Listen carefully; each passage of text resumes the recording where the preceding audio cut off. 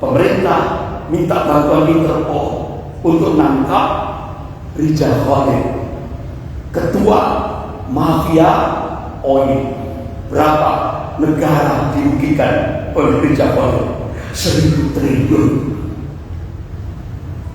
Makanya begitu pemerintah berhasil menangkap Rijal Khalid, masuk koran? Tidak masuk koran. Ternyata tertangkap di Dubai, Uni Emirat, tanpa masuk media. Karena itu disengaja oleh pemerintah. Kenapa? Di belakang Rijal Khalid, siapa? Muldoko, Gengsul. Makanya tidak masuk orang.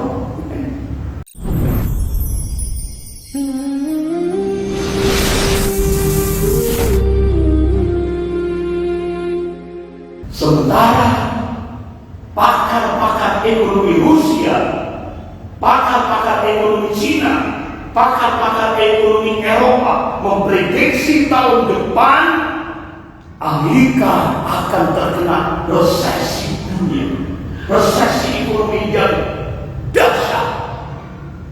Bahkan sekarang kelangkaan pangan penduduk Amerika sudah mulai nampak.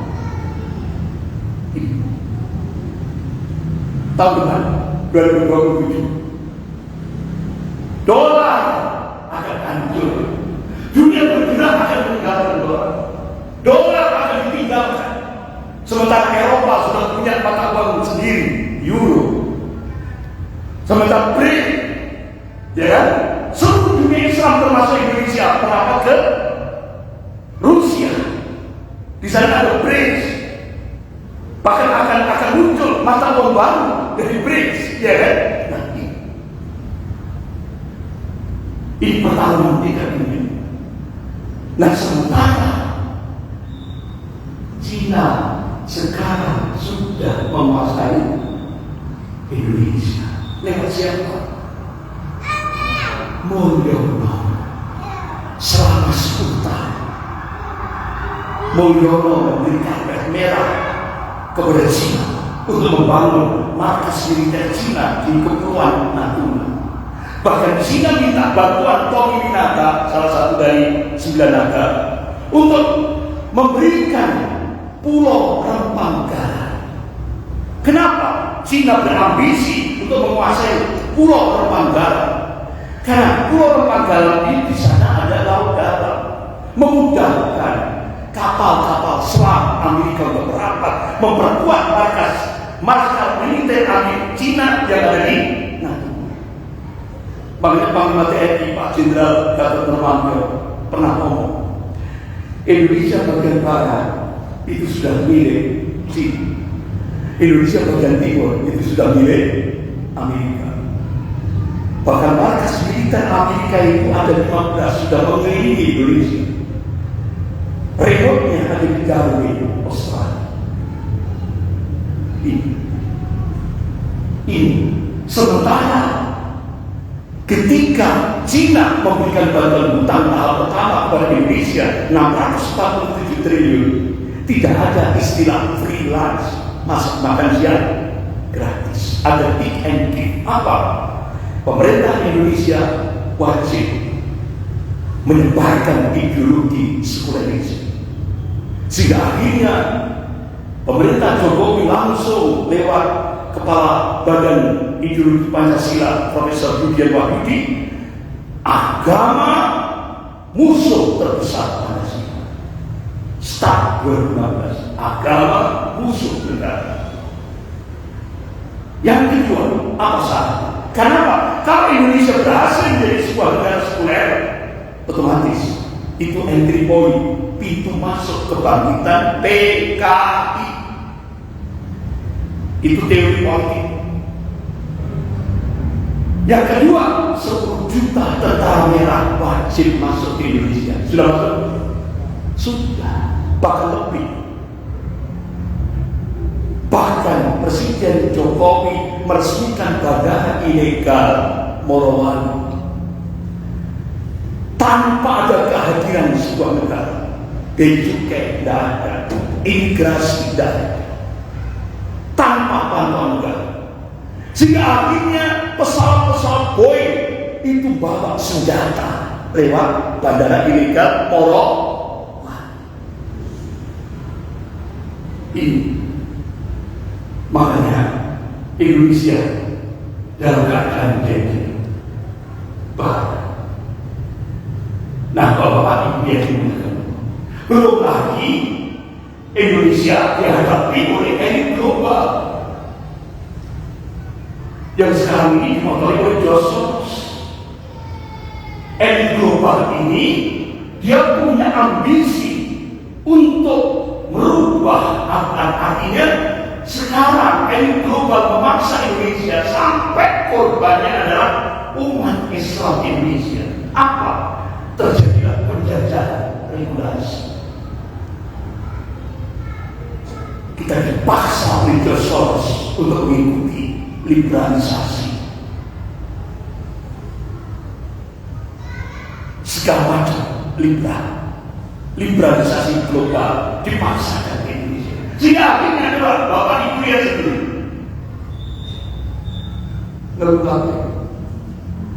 Coba ada yang bergembira ini, yang satu bertopang dagu, yang petani, terus yang ini bertopang dagu, terus ini pegang kepala mumpet, ya pusing, yang ini sedih, ini nangis bersama anaknya.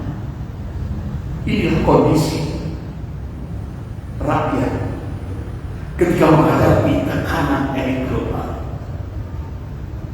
Bahkan Josos secara vulgar menciptakan apa kalau zaman penjajahan Lombok, Iran. Jadi Josos nyebar duitnya jutaan US dollar untuk diberikan kepada Lombok, Iran. Jadi pengkhianat bangsa semuanya dapat fee dari elit global. Josos Iran. Jangankan nggak usah jauh-jauh. Karanglo ada PT Bentul Internasional. Pojokan itu depannya apa itu tol, ya kan? Itu tol keluar ya sebenarnya. Itu kan pojokan itu ada PT Bentul Internasional. Siapa pemilik saham terbesar? Josos.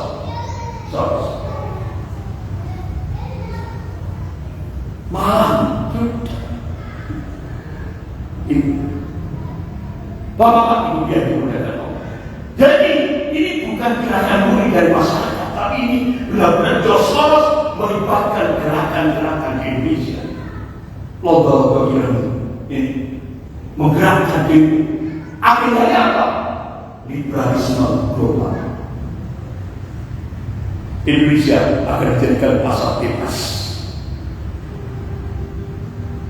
Ideologi liberalisme global ini yang ditekan, yang dipaksakan oleh Josos. Nah, Bapak-Bapak yang dimuliakan Allah, sehingga akhirnya ada sebuah opini kemiskinan di negeri kaya. Mana? Kemiskinan di negeri kaya. Mana yang dimaksud? Indonesia ini negeri kaya, tapi disetting untuk jadi miskin. Ini makanya takdir kalau penjajahan dibiarkan, bukan takdir ini. Ini penjajahan yang dibiarkan, yang dilakukan oleh elit global. Ini padahal tanahnya subur, lautnya luas, tambangnya melimpah, ya kan? Tapi mengapa rakyatnya susah? ternyata hanya dikuasai oleh segelintir, cuma 9 orang, 9 naga. Kebijakan tunduk pada kepentingan modal, Jos, Sos. Rakyat hanya menjadi penonton di tanah sendiri. Jadi sekarang rakyat Indonesia dihadapi oleh penjajahan sistem. Apa? Sekarang dijajah dengan sistem regulasi, aturan yang ditekan dari elit global. Nah, bahwa sumber daya alam diambil oleh mafia. Jadi dulu dijajah dengan senjata, sekarang dijajah dengan sistem. Ini yang terjadi. Nah, kira-kira Bapak-bapak Ibu yang dimuliakan Allah, apa ikhtiar Indonesia? Apa usaha Indonesia untuk menghadapi elit global? Makanya kemarin kan oposisi diundang oleh Presiden. Siapa? Pak Muhammad Sa'id, yang insya Allah ahad depan akan ngasih kuliah subuh. Dia bersama saya di Masjid Ahmad Yani. Ahad depan, ahad kedua subuh. Dr. Muhammad Sa'id, terus Abraham Samad, ini oposisi, ya, dipanggil oleh pemerintah. Kemudian Profesor Siti Jafar, kemudian siapa lagi? Susno Djaji, 2J. Kemudian ada beberapa oposisi. Akhirnya terjadilah dialog. Ternyata perjuangan pemerintah dengan perjuangan oposisi sama. Akhirnya clear. Presiden minta kepada Pak Muhammad Sa'id untuk menghadapi oligarki nasional yang pusatnya di PIK 2. Sementara pemerintah menghadapi oligarki internasional yang pusatnya di City of London. Kerjasama. Dan ternyata ada kekuatan baru bangsa yang dimunculkan oleh Indonesia untuk menghadapi elit global. Apa? Dana tanah. Tujuannya apa? Menghancurkan permainan harga gelap yang dimainkan oleh mafia. Karena sumber daya alam Indonesia ini besar, surplus ekspornya, tapi duitnya tidak ada. Kenapa? Karena permainan mafia. Membalikan harta bangsa Indonesia ke pangkuan, itu tujuannya. Membuat para pemburu rente kehilangan panggung. Contoh, pemerintah minta bantuan Interpol untuk nangkap Rijal Khalid, ketua mafia oil. Berapa negara dirugikan oleh Rijal Khalid? 1.000 triliun. Makanya begitu pemerintah berhasil menangkap Rijal Khalid, masuk koran? Tidak masuk koran. Ternyata tertangkap di Dubai, Uni Emirat Arab, tanpa masuk media. Kali itu disengaja oleh pemerintah. Kenapa? Di belakang Rijal Khalid siapa? Muldoko, Gengsul. Makanya tidak masuk orang. Kemudian tujuannya apa? Mengangkat daya tawar Indonesia di mata dunia lewat dana tanah, menahan devisa agar tidak terbang ke luar negeri. Makanya kemarin Indonesia mau dipaksa oleh IMF untuk menerima pinjaman hutang. Kira-kira diterima tidak sama Menteri Keuangan Pak Purbaya? Ditolak. Kenapa? Indonesia sudah pengalaman pada masa Orde Baru Presiden Soeharto. Ketika Indonesia menerima bantuan hutang IMF, perusahaan penerbangan Nurtanio dihancurkan. Indonesia sudah tidak lagi mendapatkan izin untuk membangun 10 jenis pesawat terbang tercanggih. Indonesia langsung dihapus perizinan gara-gara menerima hutang IMF. Alhamdulillah Pak Purbaya nolak. Sehingga akhirnya ternyata kenapa Sri Mulyani di-del terlebih dahulu? Ini mata rantainya ini nyambung ke George Soros. Makanya begitu Sri Mulyani di-del, langsung Sri Mulyani ditarik oleh Bill Gates. Ini mata rantai George Soros. Itu Bapak Ibu yang dimuliakan. Nah, Bapak Ibu yang dimuliakan, dunia berdiri. Kita kira-kira kemarin ketika di Malaysia, kemudian di Thailand, di Filipina goncang harga minyak, ya kan? Kira-kira Indonesia ikut goncang kemarin waktu peperangan stabil. Indonesia tidak menaikkan minyak. Kenapa? Itu tadi dampak Indonesia tidak mau menerima pinjaman hutang dari IMF, sehingga akhirnya kilang-kilang minyak sebelum terjadi perang Iran kemarin, Indonesia sudah bangun kilang-kilang minyak sehingga tidak lagi ekspor ke Singapura. Karena itu kerjaannya mafia. Minyak mentah diekspor ke Singapura, habis itu Indonesia impor ke Singapura, padahal Singapura tidak punya minyak. Ini permainan mafia yang dimotori oleh Rijal Khalid. Ini Bapak-Bapak, rakyat tidak tahu karena ketahanan pangan sudah dipersiapkan oleh pemerintah. Dan alhamdulillah malah Indonesia ekspor beras ke Malaysia surplus. Ketahanan pangan sudah disiapkan oleh pemerintah. BBM tidak dinaikkan. Program pro rakyat terus berjalan. Tapi resikonya pemerintah dicaci maki lewat grup-grup WA. Ternyata apa? Semua itu dimotori oleh geng Solo. Setiap kebijakan pemerintah langsung dihabisi lewat bahasa-bahasa geng Solo. Tujuannya apa? Kalau pemerintah jatuh, Prabowo jatuh, otomatis bubu bapak. Nah, Cina mencengkram Indonesia. Makanya kemarin kalangan coba oposisi termasuk Habib Rizik Syihab, stop, jangan diteruskan, mudaratnya besar. Ini bahkan pemerintah kenapa menolak bantuan IMF? Pemerintah sekarang lebih mengedepankan Undang-Undang Dasar 45 pasal 33. Inilah jalan ekonomi Indonesia.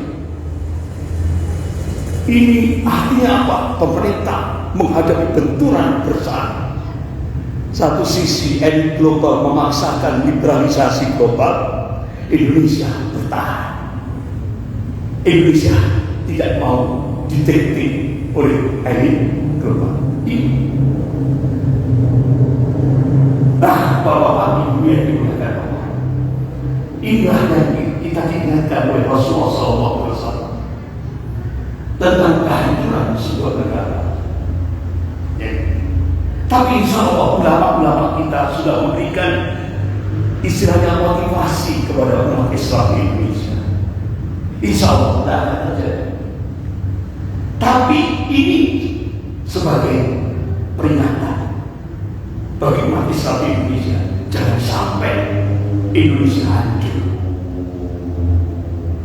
Makanya dalam sektor pendidikan, sejarah yang dimasukkan pada pendidikan menjadi negara terus terjaga karena kebodohan dan pengkhianatan yang dilakukan oleh Lombok ini.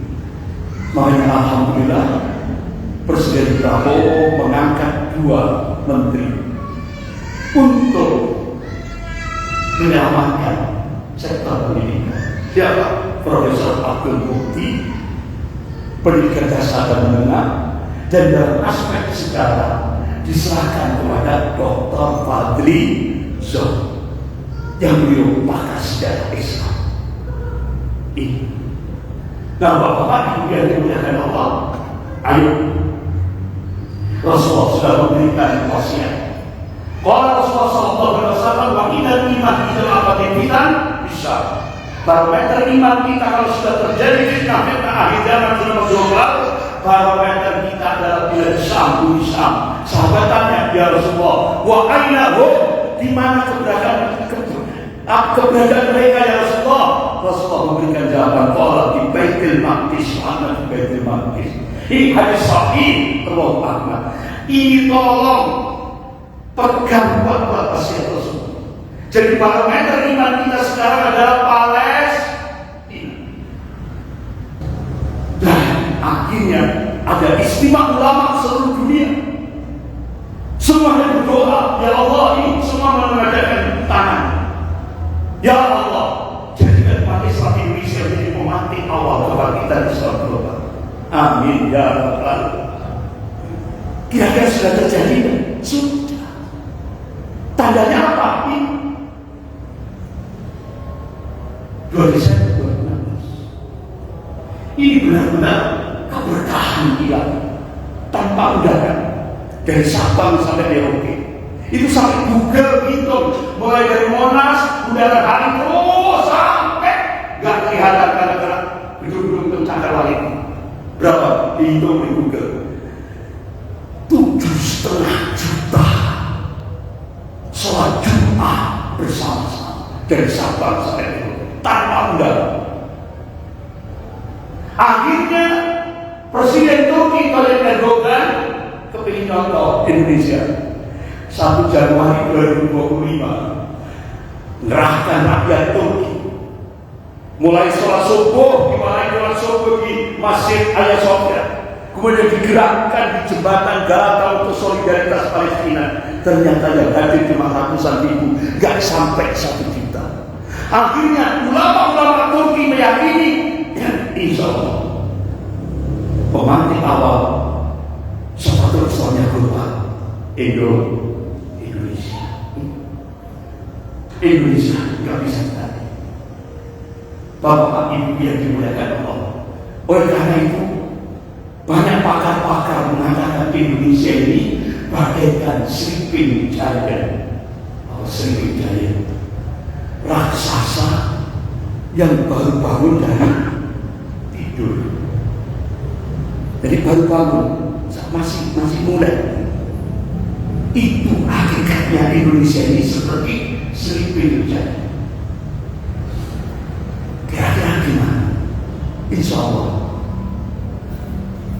lanjut Jumat ketiga, Jumat ketiga bulan depan. Karena Ahad kedua saya bersama Dr. Muhammad Saidi. Saya dampingi beliau kuliah subuh. Jadi insya Allah bagaimana Sriwijaya raksasa yang baru bangun tidur ini semua pengamat dunia. Insya Allah kita bahas Jumat ketiga. Sekian karena waktunya sudah masuk Isya, kita akhiri dengan doa kafaratul majelis. Subhanallah wa bihamdihi asyhadu an la ilaha illa anta astaghfiruka wa atubu ilaik. Wabillahi taufiq wal hidayah. Wassalamualaikum warahmatullahi wabarakatuh.